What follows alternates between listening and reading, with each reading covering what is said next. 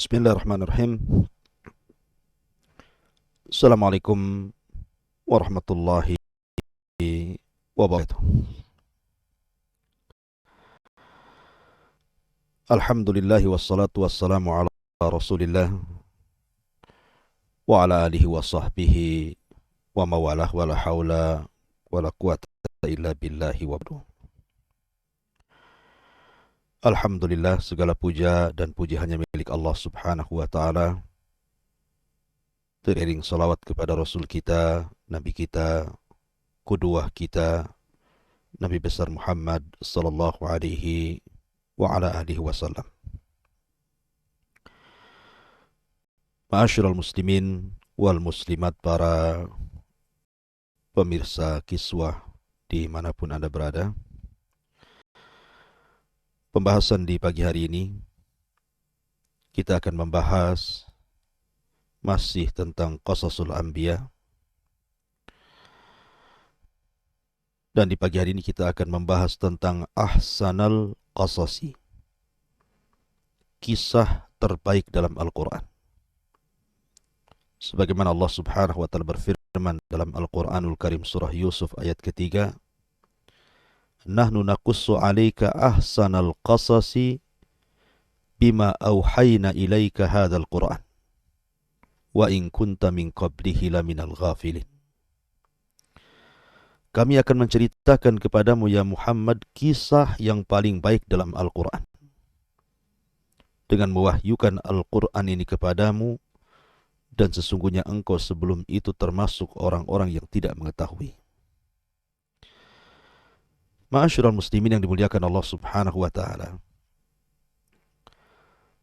Para ulama ketika membahas tentang masalah Ahsanul Qasas, kisah terbaik dalam Al-Quranul Karim, terjadi khilaf para ulama. Dari seluruh kisah-kisah para nabi dan rasul itu, mana yang paling baik yang Allah ceritakan? Ada sebagian para ulama mengatakan bahwa kisah terbaik dalam Al-Quran itu kisahnya Nabi Musa alaihi salatu wassalam. Karena kisah Nabi Musa alaihi salatu wassalam itu hampir sebagian Al-Quran menceritakannya. Bahkan 136 ayat bicara tentang Nabi Musa. Berbeda dengan Ibrahim yang hanya disebutkan 69 ayat, atau Nabi Yusuf sendiri yang hanya dibicarakan dalam Al-Quran di 27 kali dalam ayat-ayat Al-Quran. Ada juga yang mengatakan bahwa kisah terbaik dalam Al-Quran itu adalah kisahnya Abuna, bapak kita, Adam alaihi salatu wassalam. Ada juga yang mengatakan bahwa kisah terbaik adalah kisah Ibrahim alaihi salatu wassalam, karena dia adalah Abul Anbiya, bapaknya para nabi. Tetapi berdasarkan zahir Al-Quran yang Allah Subhanahu wa ta'ala katakan di awal tadi, saya katakan bahwa Ahsanul Qasas adalah kisah Nabi Allah Yusuf alaihi salatu wassalam.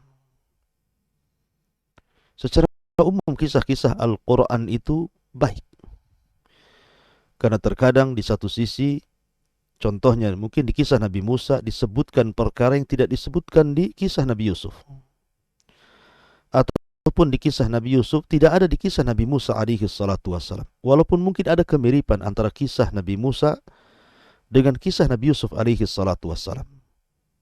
Seperti umpamanya kemiripannya Nabi Musa alaihi salatu wassalam hidup di istana Fir'aun. Begitu juga Nabi Yusuf alaihi salatu wassalam juga sama hidup di istana Aziz, orang nomor 2 di Mesir. Kemudian juga di antara kemiripannya, Nabi Musa alaihi salatu wassalam kehilangan ibundanya. Dan Nabi Yusuf alaihi salatu wassalam merasa kehilangan ayahnya. Artinya ada kemiripan, tetapi banyak juga perbedaannya. Sama dengan kisah Nabi kita Muhammad sallallahu alaihi wasallam dengan kisahnya Nabi Yusuf alaihi salatu wassalam. Ada kemiripan. Seperti Nabi Yusuf alaihi salatu wassalam dihasadi oleh saudara-saudaranya, dan Nabi sallallahu alaihi wasallam dihasadi oleh paman-pamannya. salah satunya Abu Lahab. Bahkan ketika Nabi Shallallahu Alaihi Wasallam membebaskan kota Mekah, kemudian Nabi Shallallahu Alaihi Wasallam berkhutbah di hadapan orang-orang Quraisy Mekah yang ketika itu sudah takluk di bawah kekuasaan Islam. Kata Nabi Shallallahu Alaihi Wasallam, "Ma tadhunnu anni fa'ilun bikum? Ma tadhunnu anni fa'ilun bikum?" Kira-kira apa yang kalian tahu? Apa yang aku lakukan kepada kalian? Maka mereka pun memuji Nabi Shallallahu Alaihi Wasallam yang sebelumnya mereka mencaci maki Rasul. Tapi ketika mereka sudah kalah perang, kemudian nasib mereka sudah di ujung tombak, tiba-tiba mereka mengatakan, "Akhun karim, tadhunnu anni fa'ilun bik." Engkau adalah orang yang baik, anak daripada orang yang baik. Persis seperti Nabi Shallallahu Alaihi Wasallam ditanya tentang manusia yang paling akram, yang paling mulia.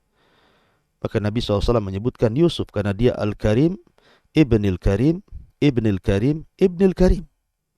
Dia orang baik, anak keturunan orang baik, dan keturunan orang baik, dan keturunan orang baik. Karena Yusuf alaihi salatu wassalam secara nasab itu luar biasa. Dia sendiri seorang nabi, ayahnya Yakub seorang nabi, kakeknya Ishak seorang nabi, kemudian kakek buyutnya seorang Nabi Ibrahim alaihi salatu wassalam. Makanya Rasul mengatakan Al-Karim, Ibnil Karim, Ibnil Karim, Ibnil Karim. Ma'asyiral muslimin yang dimuliakan Allah Subhanahu wa taala. Artinya Nabi sallallahu alaihi wasallam ada kemiripan dengan kisah Nabi Yusuf alaihi salatu wassalam. Akan tetapi kenapa kemudian Nabi Yusuf alaihi salatu wassalam dikatakan di dalam Al-Quranul Karim, "Nahnu nakussu alika ahsanal qasasi bima auhayna ilaika hadzal Qur'an wa in kunta min qablihi laminal ghafilin." Kami akan menceritakan kepadamu ya Muhammad kisah terbaik dalam Al-Quran dengan mewahyukan Al-Quran ini kepadamu, dan sungguh engkau sebelum ini termasuk orang-orang yang tidak mengetahuinya. Karena kalau kita melihat kisah Nabi Yusuf, nanti saya akan ceritakan. Karena kisah ini panjang, tidak mungkin kita juga ceritakan dalam 1 atau 2 pertemuan. Tapi secara global, kisah Nabi Yusuf alaihi salatu wassalam itu mencakup semua lini kehidupan manusia. Dia bicara tentang pasar, bicara tentang penjara, bicara tentang kekuasaan, bicara tentang wanita, bicara tentang saudara, bicara tentang ayah, bicara tentang anak. Semua lini kehidupan manusia ada dalam kisah Nabi Yusuf alaihi salatu wassalam. Oleh karena itulah maka termasuk bicara mimpi. Makanya Allah Subhanahu wa taala mengatakan, "Kami akan kisahkan kepadamu ya Muhammad ahsanal qasas," kisah terbaik. Karena kisah ini syarat dengan pelajaran bagi kehidupan kita selama kita hidup di dunia. Semua terangkum dan tercakup dalam kisah Nabi Yusuf alaihi salatu wassalam. Ma'asyiral muslimin yang dimuliakan Allah Azza wa Jalla. Adapun dalam hadis-hadis Nabi sallallahu alaihi wasallam, Nabi sallallahu alaihi wasallam pernah berjumpa dengan Nabi Yusuf alaihi salatu wassalam dalam peristiwa besar yang disebut dengan Isra dan juga Mi'raj. Nabi dipertemukan Allah Subhanahu wa taala dengan Nabi Yusuf alaihi salatu wassalam. Makanya wajar kalau Nabi sallallahu alaihi wasallam bisa mensifati Yusuf bahwa dia memiliki syatru jamali Adam, memiliki separuh dari ketampanan Nabi Adam alaihi salatu wassalam. Walaupun sebagian ulama mengatakan bahwa Nabi pun diberikan separuh ketampanan Nabi Adam sebagaimana Yusuf diberikan separuh ketampanan Adam. Tetapi ketampanan Rasul tidak memfitnah wanita. Tapi ketampanan Nabi Yusuf alaihi salatu wassalam, wanita-wanita terfitnah dengan ketampanannya. Lah Nabi sallallahu alaihi wasallam diperjumpakan dengan Nabi Yusuf alaihi salatu wassalam. Seolah-olah faedahnya adalah sebagaimana Nabi Yusuf alaihi salatu wassalam akan dihasadi di dalam dakwahnya oleh saudara-saudaranya, oleh 10 saudaranya. Maka engkau wahai Muhammad sama akan mendapatkan hasad pertentangan dari keluargamu. Maka betul ketika di awal dakwah Nabi sallallahu alaihi wasallam sudah dihasadi oleh pamannya Abu Lahab. Bahkan dia orang yang pertama kali menentang dakwah Nabi sallallahu alaihi wasallam sebelum yang lainnya. Kisah Nabi Yusuf ini unik karena di awal cerita bicara tentang mimpi. Di tengah cerita bicara tentang mimpi. Dan di akhir cerita juga bicara tentang mimpi. Makanya wajar kalau ceritanya Nabi Yusuf alaihi salatu wassalam itu disebut ahsanul qasas. Kisah terbaik di dalam Al-Quranul Karim. Bagaimana kisahnya? Ma'asyiral muslimin yang dimuliakan Allah subhanahu wa ta'ala. Permulaan kisah Nabi Yusuf alaihi salatu wassalam itu dimulai dengan mimpi. Allah subhanahu wa ta'ala berfirman, "Idh qala Yusuf li abihi, ya abati inni ra'aitu ahada asyara kawkaban wasyamsa wal qamara ra'aituhum li sajidin." Ingatlah ketika Nabi Yusuf alaihi salatu wassalam berkata kepada ayahnya. Siapa ayah Nabi Yusuf alaihi salatu wassalam? Yakub. Wahai ayahku, sesungguhnya aku bermimpi melihat 11 bintang, matahari dan juga rembulan. Kulihat semuanya mereka sujud kepadaku. Nabi Yakub alaihi salatu wassalam seorang nabi. Dan melihat kondisi Nabi Yusuf alaihi salatu wassalam dan juga saudaranya Benyamin, muamalah keduanya dengan saudara-saudara yang lainnya. Dan Nabi Yusuf tahu, ataupun Nabi Yakub tahu bahwa saudara-saudaranya tidak suka dengan Nabi Yusuf. Sudah nampak hasadnya, ayahnya sudah tahu itu. Makanya karena sudah tahu Yakub bagaimana perlakuan saudara-saudaranya kepada Yusuf dan juga saudaranya Benyamin, maka dia katakan kepada Nabi Yusuf alaihi salatu wassalam, "Qala ya bunai, la taqsus ru'yaka ala ikhwatika fayakidu laka kaida. Inna syaitan lil insani aduwwum mubin." Allah subhanahu wa ta'ala mengatakan, menggambarkan jawaban daripada Nabi Yakub alaihi salatu wassalam. Kata Yakub, "Wahai anakku, janganlah engkau ceritakan mimpimu ini kepada saudara-saudaramu. Mereka akan membuat tipu daya untuk membinasakan dirimu. Sungguh syaitan itu musuh yang sangat jelas bagi manusia." Ma'asyiral muslimin yang dimuliakan Allah subhanahu wa ta'ala. Dari sini ada pelajaran. Kalimat ya bunai dan kalimat ya abati. Yusuf sudah tahu nama ayahnya Yakub, tetapi Yusuf tidak memanggil dengan namanya ya Yakub. Yakub sudah tahu namanya anaknya Yusuf, tapi tidak dipanggil ya Yusuf, tapi ya bunai, hai anakku. Maka di sini kita diajari adab dan akhlak, bagaimana muamalah orang tua kepada anak dan bagaimana muamalah anak kepada orang tua. Maka akhlak yang paling baik adalah birrul walidain. Karena ini bagian daripada birrul walidain. Makanya Ibrahim alaihi salatu wassalam, walaupun ayahnya Azar itu seorang musyrik, keras kepala, tidak punya akhlak, tetapi Ibrahim alaihi salatu wassalam tetap menampakkan akhlaknya kepada orang tua dan mengatakan, "Ya abati lima ta'bud ma la yasma wa la yubsir wa la yughni anka syai'a."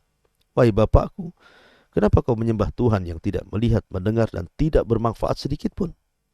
Artinya bahwa sekejam apapun orang tua, atau selembut apapun orang tua kepada kita, tetap kita harus menghormati orang tua. Maka Nabi Yusuf alaihi salatu wassalam sejak kecil sudah diajari akhlak oleh orang tuanya, bagaimana cara beradab kepada kedua orang tuanya. Maka harusnya setiap orang tua juga sama. Ajari anak-anak kalian untuk beradab.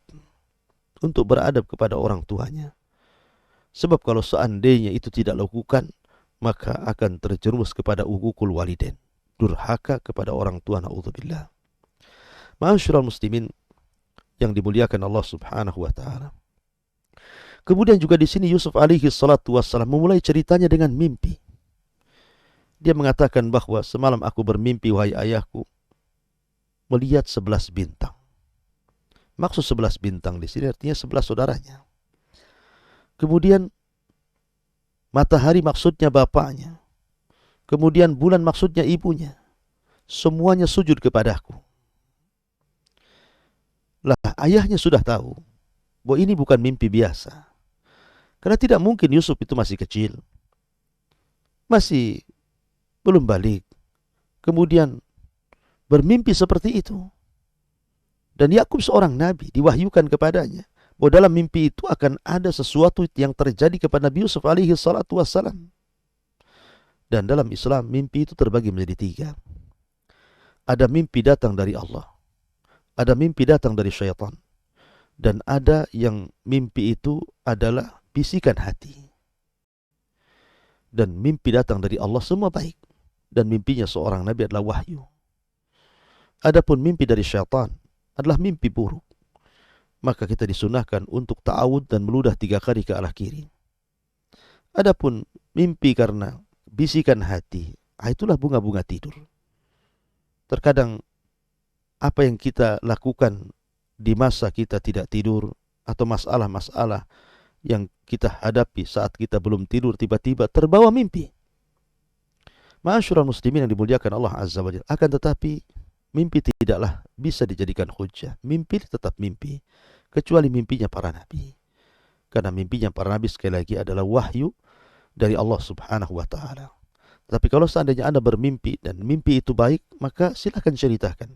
Semoga ditakwilkan dengan takwil yang baik dan akan menjadi sebuah kenyataan dan diaminkan oleh para malaikat. Ma'asyiral muslimin yang dimuliakan Allah Azza wa Jalla. Setelah itu, maka Nabi Allah Ayyub alaihi salatu wassalam berusaha untuk menjaga Nabi Yusuf. Kemudian juga di sini ada pelajaran bagi Anda yang berpoligami. Nabi Ayyub alaihi salatu wassalam itu memiliki 4 wanita, 4 istri. Dan dari 4 istri ini lahir 12 keturunannya. Nah, dari 12 keturunannya ini, yang paling muda, yang paling bungsu adalah Yusuf dan Binyamin, yang satu ibu dari Rahil, istri daripada Yakub alaihi salatu wassalam. Adapun yang 10 saudaranya lahir dari 3 istrinya yang lainnya. Artinya Nabi Yusuf dan Binyamin itu paling kecil, paling bungsu. Itu pun jaraknya sangat jauh sekali dengan saudara-saudaranya ini.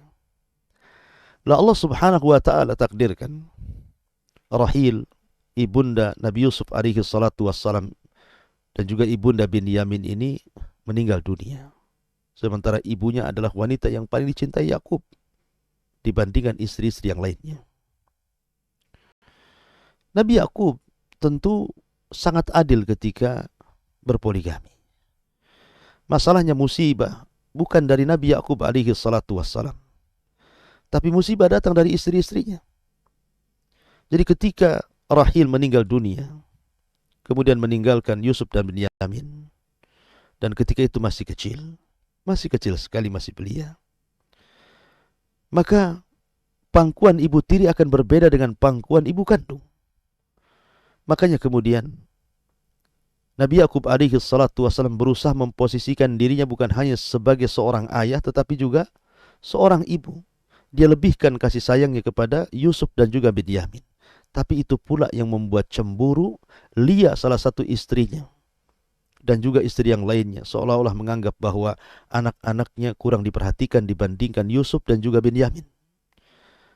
Dan itulah pengaruh seorang ibu kepada anak yang membuat anak itu jahat kepada bapaknya. Oleh karena itulah maka saya nasihatkan kepada Anda, para istri, para ibu, jangan mendoktrin anaknya untuk benci kepada orang tuanya.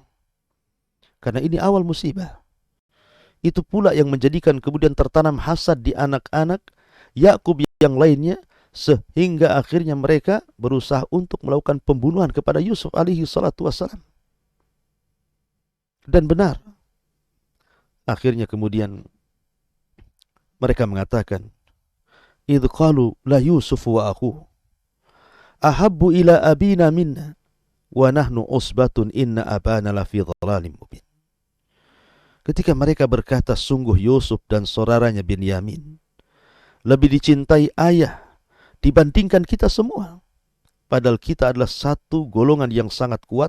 Sungguh ayah kita ini berada dalam kesesatan yang nyata. Subhanallah, Yakub seorang nabi. Pantaskah seorang anak mengatakan seperti itu kepada ayahnya, apalagi seorang nabi? Ayahnya seorang nabi, Yakub alaihi salatu wassalam, disesat-sesatkan oleh putranya hanya karena kecemburuan Yakub melebihi kasih sayang kepada Yusuf. Itu pun ada alasannya, karena Yusuf anak yatim. Yusuf itu sudah tidak memiliki orang tua lagi, tidak memiliki ibu lagi. Sehingga Yakub memposisikan dirinya selaku ayah dan juga ibu. Dan mereka salah bahwa kecintaan kepada anak itu bukan karena kekuatan, tapi karena pendidikan. Tapi mereka menganggap bahwa kecintaan seorang ayah kepada anak itu kekuatan, bukan karena pendidikan. Ma'asyiral muslimin yang dimuliakan Allah Subhanahu wa taala.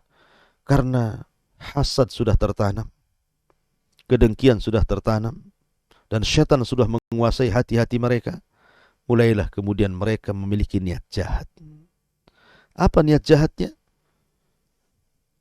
Kita tahu bahwa semua putra-putra Yakub itu 12.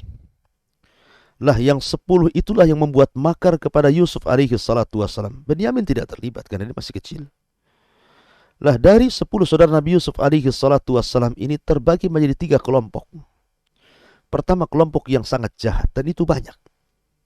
Dan mengatakan, uqtulu Yusuf, kita bunuh saja Yusuf itu. Kita bunuh saja.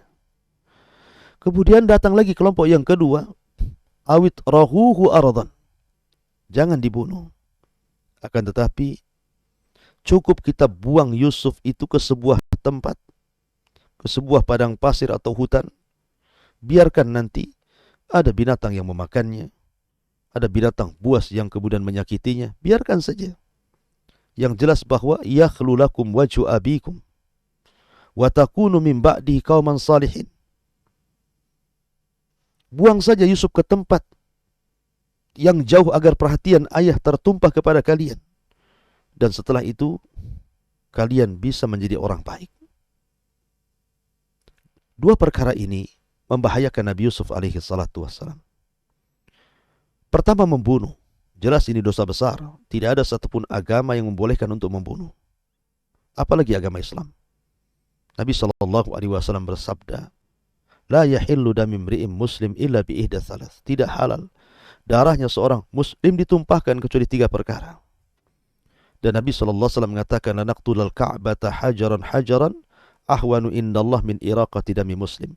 Kalau seseorang itu menghancurkan Ka'bah sekeping demi sekeping, itu lebih ringan dosanya dibandingkan menumpahkan darah seorang muslim. Tidak ada satupun agama yang bolehkan membunuh. Jadi, kelompok yang pertama dan ini banyak yang menginginkan Yusuf untuk dibunuh. Kemudian kelompok yang kedua ini cukup banyak juga menginginkan Yusuf itu tidak dibunuh secara langsung, tetapi dibunuh tidak secara langsung. Dengan cara apa? Dilempar ke tengah hutan atau dilempar ke padang pasir, biar dimakan serigala ataupun dimakan hewan-hewan buas. Dan ini pun hakikatnya pembunuhan, tidak secara langsung, karena Yusuf tidak akan selamat nantinya. Tetapi ada satu kelompok yang lebih bijak di antara 2 kelompok yang jahat ini. Ada yang mengatakan ini kakak paling tua, ada yang mengatakan kakaknya Nabi Yusuf yang pertengahan, dan berakal di antara mereka, dan mengatakan, qala qailun minhum la taqtulu Yusuf wa alquhu fi ghayabatil jub yaltaqithu ba'du sayyarati in kuntum fa'ilin. Seorang di antara mereka berkata, jangan kalian bunuh Yusuf, tetapi masukkan saja dia ke dasar sumur agar dia dipungut oleh sebagian musafir jika kalian hendak berbuat. Jadi yang nomor 3 ini, dan tidak banyak, hanya 1 orang, memberikan ide, jangan kau bunuh Yusuf, terlalu bahaya. Ataupun jangan membunuh tidak secara langsung, tetap saja membunuh. Lebih baik kita berikan alternatif. Kita masukkan saja Yusuf ke sumur. Boleh jadi ada 2 perkara, bisa dia mati dalam sumur, ataupun mungkin dia akan tetap hidup. Artinya bahwa yang terakhir ini menengahi 2 pendapat yang jahat. Dan ini juga sebuah kaedah dalam sebuah usul bahwa idza irtakaba mafsadaini, apabila seseorang itu dihadapkan dengan 2 kerusakan, maka ambil yang paling ringan dari 2 kerusakan itu. Akhaffu dararaini, mengambil 2 kerusakan yang lebih ringan. Walaupun memasukkan Yusuf alaihi salatu wassalam ke dalam sumur itu bisa saja Yusuf mati. Karena bagaimanapun sumur itu bukan sumur biasa. Allah Subhanahu wa taala mengatakan ghayabatil jub, sumur yang sangat dalam, tidak bisa dilihat, bukan 10-20 meter, tak berapa kedalamannya. Yusuf bisa saja mati kehabisan oksigen atau mungkin banyak binatang-binatang dalam sumur itu. Ataupun kemungkinan yang kedua, Yusuf akan selamat. Mungkin akan datang para kafilah yang minum di sumur itu, tiba-tiba kemudian Yusuf ngambil tambang kemudian ikut naik dengan air yang diambilnya, akhirnya diselamatkan. Bisa saja. Ya. Ini kemungkinan terjadi. Ma'asyiral muslimin yang dimuliakan Allah Azza wa Jalla. Tapi tiga-tiganya jahat. Mau yang membunuh secara langsung, membunuh tidak secara langsung, ataupun yang memasukkan ke sumur, ini namanya membunuh pelan-pelan namanya. Tiga-tiganya jahat. Ya, dan itu makar akibat daripada hasad. Makanya kenapa ayahnya Nabi Yusuf alaihi salatu wassalam sudah mewanti-wanti kepada Yusuf alaihi salatu wassalam, kenapa mimpinya jangan diceritakan kepada saudara-saudaranya. Karena bapaknya tahu kalau seandainya Yusuf alaihi salatu wassalam sampai menceritakan mimpinya kepada saudara-saudaranya, fayakidu laka kaida, pasti mereka akan membuat makar. Dan kaid makar itu terbagi menjadi dua. Ada makar yang dilakukan Allah Subhanahu wa taala, dan ini makar yang sangat agung. Wa makaru makran wa makarna makran wallahu khairul makirin. Dan Allah sebaik-baik makar. Tapi ada makar yang dilakukan manusia, dan tidak ada makar yang lebih dahsyat dibandingkan makarnya orang yang hasad. Makanya kita harus berlindung dari perkara hasad ini. Allah Subhanahu wa taala berfirman, min syarri hasidin idza hasad. Kita berlindung dari keburukan orang hasad ketika memainkan hasadnya. Karena orang hasad itu bisa saja menyakiti, bahkan sampai membunuh. Contohnya saudara-saudara Nabi Yusuf ini. Karena hasadnya, kedengkiannya, akhirnya berniat jahat untuk membunuh Nabi Yusuf. Baik secara langsung atau tidak secara langsung, atau membunuh dengan cara pelan-pelan dimasukkan ke dalam sumur. Maka kita berlindung dari hasad. Karena hasad itu penyakit yang sangat bahaya. Ma'asyiral muslimin yang dimuliakan Allah Azza wa Jalla. Akhirnya kemudian saudara Nabi Yusuf alaihi salatu wassalam setelah punya rencana jahat, sudah rapat, kemudian mengambil sebuah kesimpulan bahwa kita akan membuat sandiwara kepada ayah kita. Ma'asyiral muslimin yang dimuliakan Allah Subhanahu wa taala. Datanglah mereka kepada ayahnya Nabi Yakub. Dan kita tahu bahwa Yusuf tidak pernah berpisah dengan ayah. Bapaknya tahu kalau seandainya Yusuf alaihi setiap malam, dia sangat mencintai ayahnya dan ayah sangat mencintai dirinya. Sehingga ketika kemudian saudara-saudaranya datang kepada ayahnya mengajak bermain-main, tentu yang namanya anak kecil mendapatkan kebaikan dari saudara-saudaranya tentu senang. Yang tadinya dia dimusuhi bertahun-tahun oleh saudara-saudaranya, tiba-tiba dalam sekejap saja saudara-saudara jadi baik. Datang kepada ayah mereka dan mengatakan, qalu ya abana ma laka la ta'manna ala Yusuf wa inna lahu lanasihun. Mereka berkata, wahai ayah kami, mengapa engkau tidak mempercayai kami terhadap Yusuf? Padahal sesungguhnya kami semua menginginkan kebaikan baginya. Mereka berpura-pura. Kami tidak pernah bermain dengan adik kami Yusuf.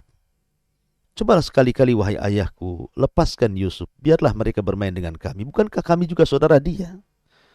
Percayalah, kami tidak mungkin menyakitinya. Sehingga mereka mengatakan, arsilhu ma'ana ghadan yarta wa yal'ab wa inna lahu lahafidhun. Biarkanlah dia pergi bersama kami wahai ayahku esok pagi, agar dia bersenang-senang, bermain-main, dan kami pasti menjaganya. Selama ini dia bersama kamu, tidur bersama kamu, dia tidak pernah bermain-main dengan kami, biarkan dia bermain dengan kami.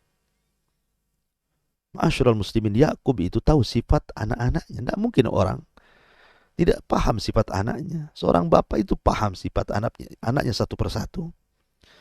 Makanya kemudian Yakub alaihi salatu wassalam berkata, qala inni la yahzunani an tadhhabu bihi wa akhafu an ya'kulahu dhi'bu wa antum anhu ghafilun. Kata ayahnya, sungguh kepergian kalian bersama Yusuf sangat menyedihkan diriku. Ya, karena memang Yakub tidak pernah berpisah satu rumah dengan Yusuf. Satu ranjang, satu kasur, tidur bersama Yusuf.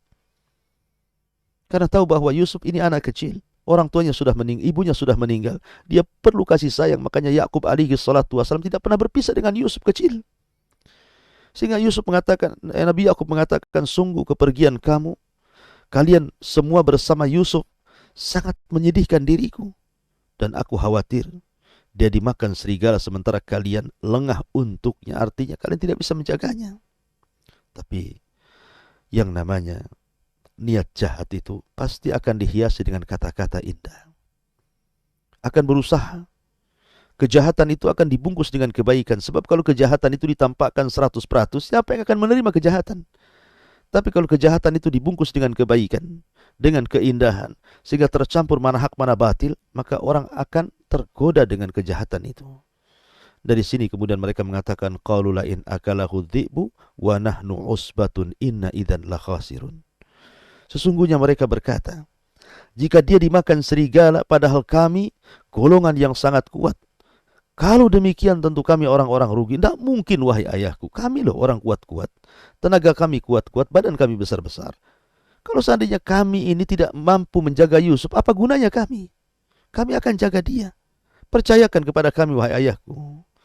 Ma'asyiral muslimin yang dimuliakan Allah Azza wa Jalla.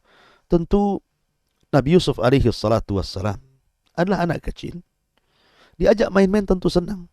Apalagi Nabi Yusuf tahu perlakuan saudaranya yang jahat kepada dia, tiba-tiba berubah menjadi baik dan mengajak bermain-main dengannya.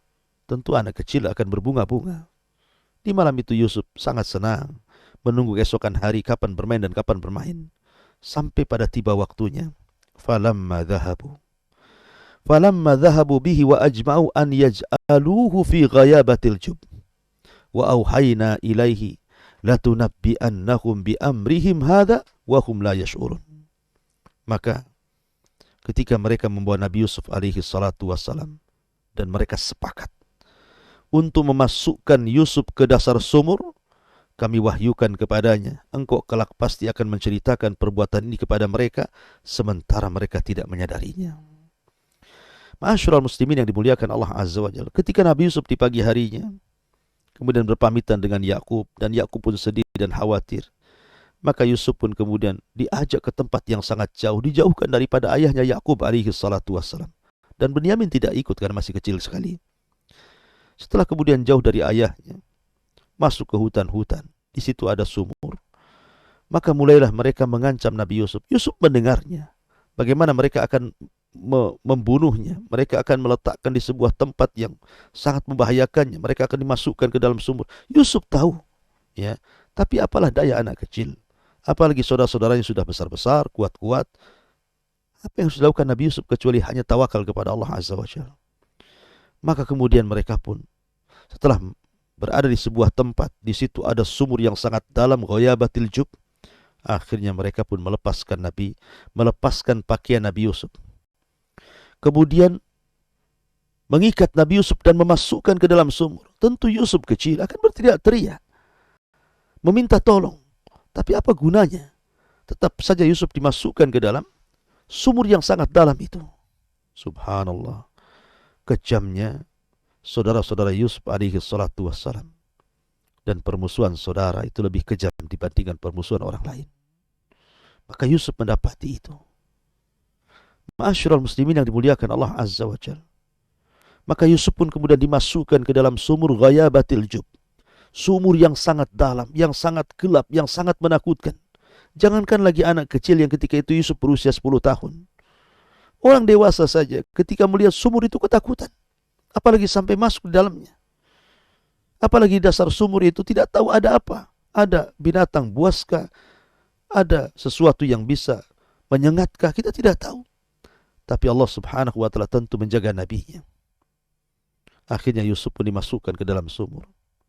Satu malam lewat berlalu. Yang biasanya Yusuf tidur di samping ayahnya. Sekarang Yusuf berada dalam sumur sendirian. 2 hari 2 malam berlalu.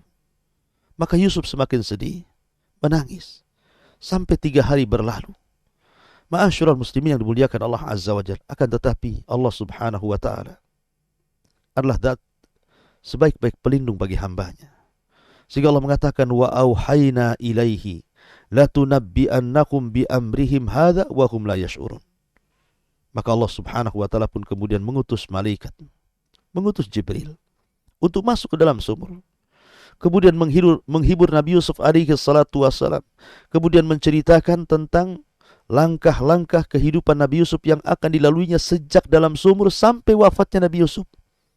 Jadi Jibril memberitahu bahwa engkau nanti akan diangkat oleh orang, kemudian akan dibawa ke Mesir, dan engkau akan jadikan budak.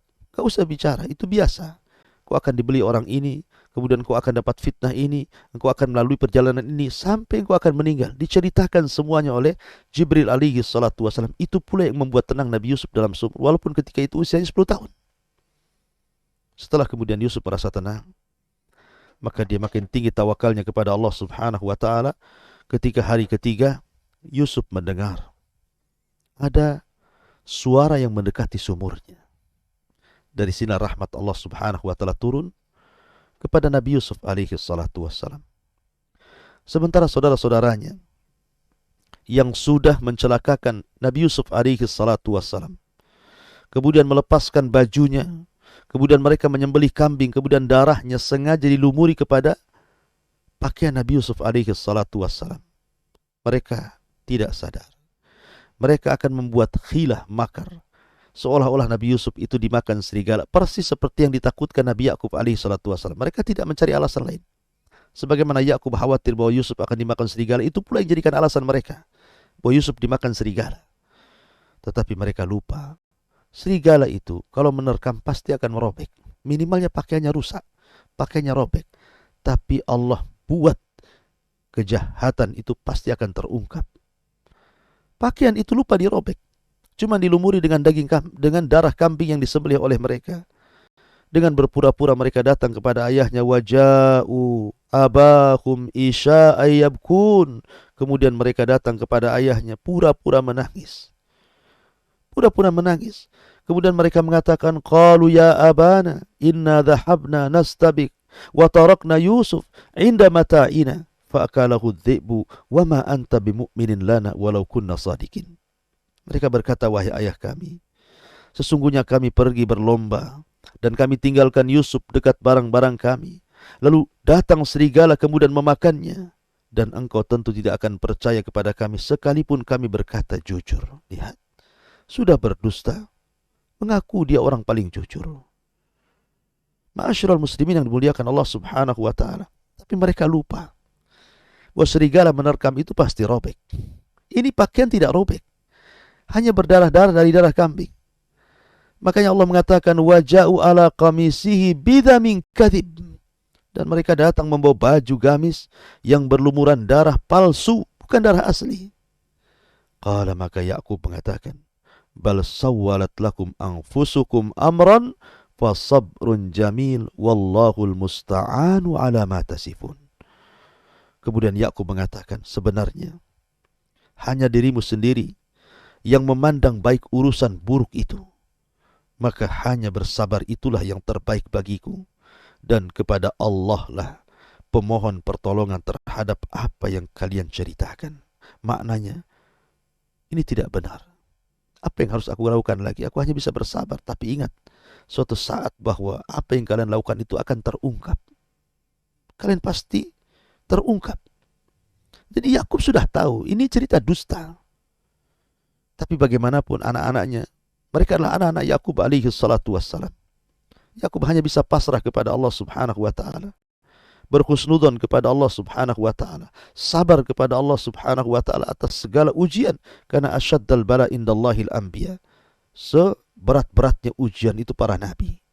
Nabi Yakub diuji oleh Allah subhanahu wa ta'ala. Anak kesayangannya.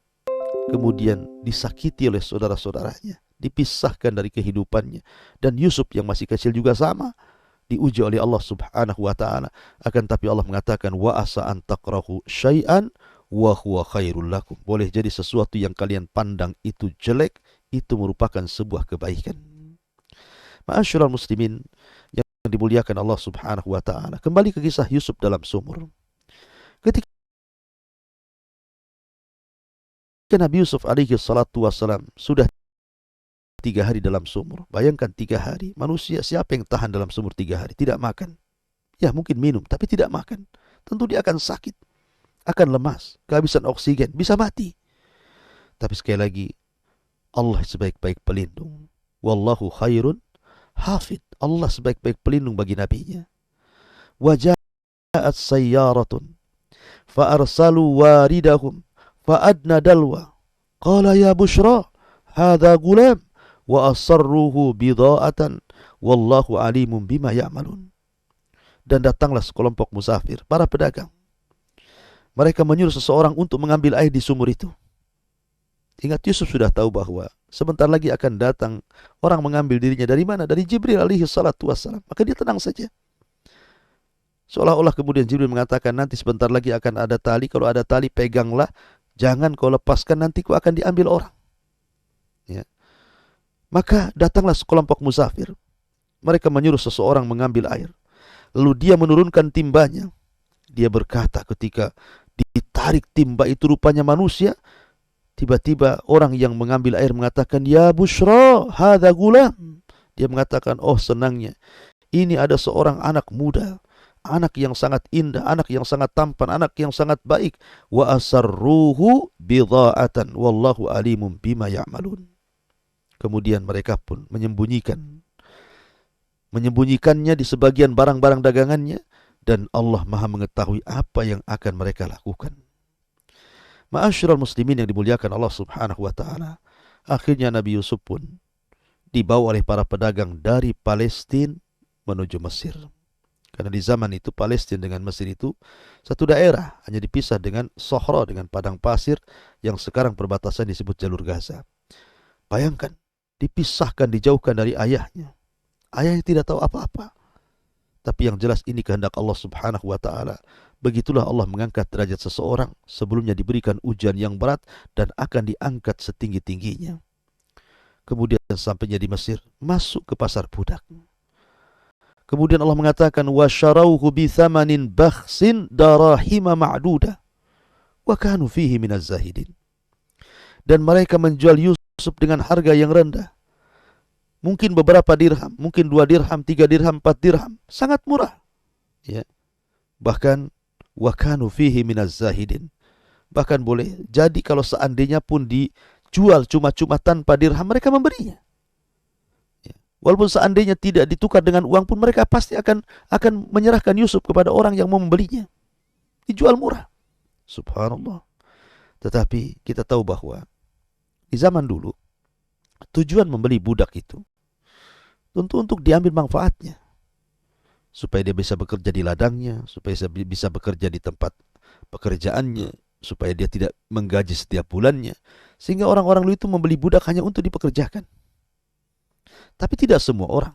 Seperti Abu Bakar Siddiq radhiyallahu an, ketika memerdekakan Bilal ibn Rabah, Zunairah, kemudian beberapa budak yang dimerdekakan Abu Bakar Siddiq radhiyallahu an. Ketika itu ayahandanya Abu Quhafa menegur Abu Bakar Siddiq radhiyallahu anhu, mengatakan, wahai anakku, kalau engkau ingin memberi budak, belilah budak yang kuat-kuat, yang bisa melindungi dirimu dan bisa kau pekerjakan. Tapi Abu Bakar radhiyallahu anhu mengatakan, wahai bapakku, a'taqtuhu liwajhillah. Aku membeli budak itu bukan untuk itu, tapi aku membeli budak itu hanya untuk memerdekakan mereka karena Allah Subhanahu wa taala. Dari sini turunlah ayat dalam Al-Quran, وَسَيُجَنَّبُهَا الْأَشْقَى وَسَيُجَنَّبُهَا الْأَتْقَى الَّذِي يُؤْتِي مَالَهُ يَتَزَكَّى وَمَا لِأَحَدٍ عِنْدَهُ مِنْ نِعْمَةٍ تُجْزَى إِلَّا ابْتِغَاءَ وَجْهِ رَبِّهِ الْأَعْلَى وَلَسَوْفَ يَرْضَى. Dan Allah akan menjauhkan Abu Bakar dari neraka, yang sudah menafkahkan seluruh hartanya untuk memerdekakan budak-budak, dan kelak dia akan mendapatkan dan Allah akan ridho kepadanya. Maka tidak semua orang yang membeli budak itu diperuntukkan untuk itu. Lah, termasuk juga Nabi Yusuf. Yang membeli Nabi Yusuf ini bukan untuk dipekerjakan. Tapi rupanya yang membeli Nabi Yusuf ini seorang Azizu Misr. Orang nomor 2-nya Mesir. Setelah raja. Setelah raja, dia orang nomor 2-nya. Ya tentu orang nomor 2 satu Mesir. Bukan orang biasa. Tentu orang yang sangat dihormati. Rumahnya besar, kekayaannya banyak, tempat tinggalnya layak gitu kan. Dan ketika itu Allah takdirkan memang dia tidak punya keturunan. Tidak punya keturunan. Ada yang mengatakan dia inin, ya. Maksudnya tidak bisa menyenangkan istrinya. Tidak punya keturunan. Maka istrinya karena sayang dengan suaminya, ingin memuliakannya, maka dia mengatakan kepada suaminya, belilah budak untuk kita angkat menjadi anak angkat. Akhirnya kemudian keduanya datang ke pasar budak. Tiba-tiba Allah Subhanahu wa ta'ala arahkan mereka ke anak yang masih kecil, putih, tampan, ganteng, bagus, ya kan, lembut. Tiba-tiba kemudian mereka datang kepada orang yang membawa Nabi Yusuf dari sumur itu, kemudian membelinya. Subhanallah, disinilah permulaan kehidupan Yusuf alaihi salatu wassalam beropa. Bagaimana kisahnya? Bagaimana kisah Nabi Yusuf setelah dibeli oleh Imra'atu Aziz, kemudian tinggal di istana? Apa yang terjadi? Maka kisah ini masih ada beberapa pertemuan karena juga waktu yang sangat singkat. InsyaAllah kita lanjutkan dalam kesempatan. Mudah-mudahan ada manfaatnya dan kita bisa mengambil ibrah pelajaran dari kisah yang singkat ini. Saya kembalikan kepada moderator. Boleh jadi ada yang bertanya, silahkan di antara para pemirsa yang bertanya. Baik Ustaz, jazakallah khair atas penyampaiannya. Ada dua pertanyaan yang masuk Ustaz. Ya. Yang pertama, apakah hukum melaknat atau mengutuk pihak yang pantas untuk dilaknat? Apakah perbuatan demikian diperbolehkan menurut ulama salaf? Syukran. Ya, alhamdulillah. Melaknat boleh